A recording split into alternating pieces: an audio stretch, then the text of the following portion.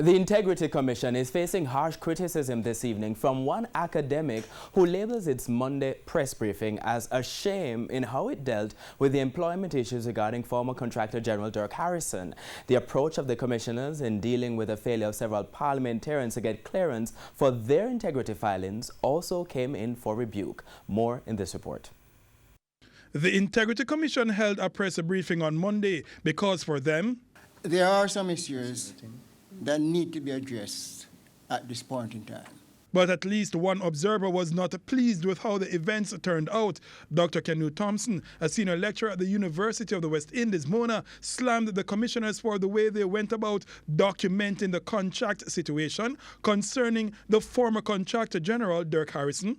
They embarrassed themselves, in my view, by the level of personal detail into which they went in relation to the former Contractor General, Dirk Harrison. Much of what they said concerning Harrison should have been left out. That means for him, no details should have come out about Mr. Harrison's insistence about securing his pension or the discomfort surrounding the rate they want to pay for him to permanently take on the role of Director of Corruption Prosecutions. But not only was he uncomfortable with those details, Dr. Thompson said while the commissioners insist they have no issue with Dirk Harrison, the fact that they didn't provide direct answers when asked if they have confidence in him spoke volumes. I feel that they have given a strong vote of no confidence in Mr. Harrison. They were asked, I think by one of the media houses, asked whether they have full confidence in him, and their answer was that they have no fight with him.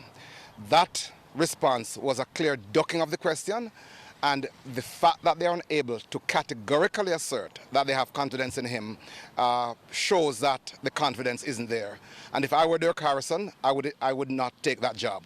He said it was instructive that Mr. Harrison did not attend the press briefing, and that too said a lot. But those issues apart, Dr. Thompson was also scathing towards the Integrity Commission for what he calls its soft approach to dealing with parliamentarians, including the Prime Minister, who are yet to get clearance for their 2017 integrity filings. This is a Prime Minister who, when he was announcing this commission, challenged them to make Jamaica the least corrupt place on earth.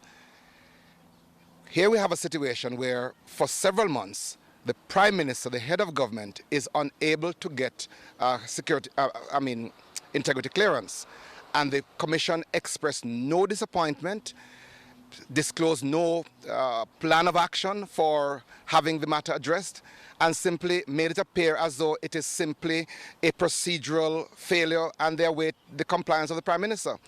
On a Monday, Commissioner Pamela Monroe-Ellis, when asked about the action to be taken, indicated it was lagging because there was no permanent person in the office of Director of Corruption Prosecutions. It's the same position Dirk Harrison is currently acting in. The issue we have had with that position that would really have impaired any action that we would like to take to the court. And of course, that then further underscores the need to have this matter resolved readily and timely. But for Mr. Thompson, that statement makes no sense. A person who is acting has all the authority of a person who holds the substantive post.